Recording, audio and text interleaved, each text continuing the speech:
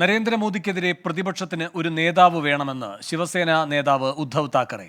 India മുന്നണിയുടെ വിശാല യോഗത്തിന് മുന്നോടിയായിട്ടാണ് പ്രതികരണം. മുന്നണിയിൽ സീറ്റ് വിഭജന ചർച്ച ഉടൻ ആരംഭിക്കണമെന്നും ഉദ്ധവ് താക്കറെ ആവശ്യപ്പെട്ടു. നിതിൻ അംബുജൻ ഡൽഹിയിൽ നിന്ന് ചേരുന്നു കൂടുതൽ വിവരങ്ങളുമായി. നിതിൻ, എന്താണ് ഉദ്ധവ് താക്കറെ ഉദ്ദേശിക്കുന്നത്?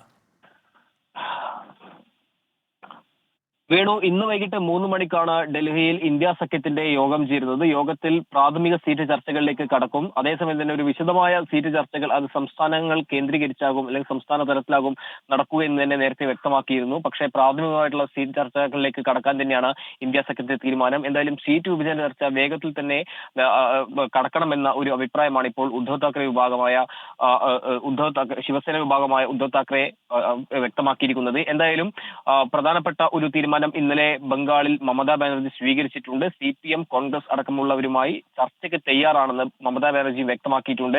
പക്ഷേ ഇപ്പോൾ ശിവസേന നേതാവ് ഉദ്ധവ് താക്കറെ വ്യക്തമാക്കുന്നത് പ്രധാനമന്ത്രി നരേന്ദ്രമോദിക്കെതിരെ ശക്തമായ ഒരു നേതാവിനെ ഉയർത്തിക്കാട്ടി മുന്നോട്ട് പോകണം എന്നുള്ളതാണ്. അങ്ങനെ ഒരു ചർച്ച ഇന്ത്യ സഖ്യത്തിൽ മുന്നോട്ട് വരുമ്പോൾ ആരെ ഉയർത്തിക്കാട്ടുമെന്ന ചോദ്യം പ്രസക്തമാണ്. സ്വാഭാവികമായിട്ടും ഇപ്പോൾ അതുമായി ബന്ധപ്പെട്ട ചർച്ചകൾ ഒരു പക്ഷേ ശിവസേന ഉദ്ധവ് താക്കറെ ഇന്നത്തെ യോഗത്തിൽ മുന്നോട്ട് വയ്ക്കാൻ തന്നെയാണ് സാധ്യതയുള്ളത്.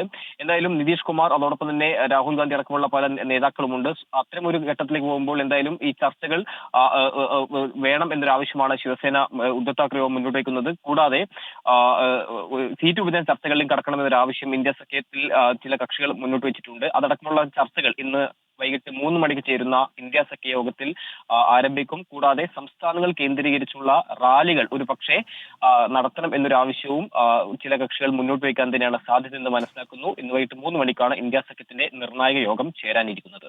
ശരി, നിതിൻ അംബുജനാണ് ഡൽഹിയിൽ നിന്നും വിശദാംശങ്ങൾ നൽകിയത്.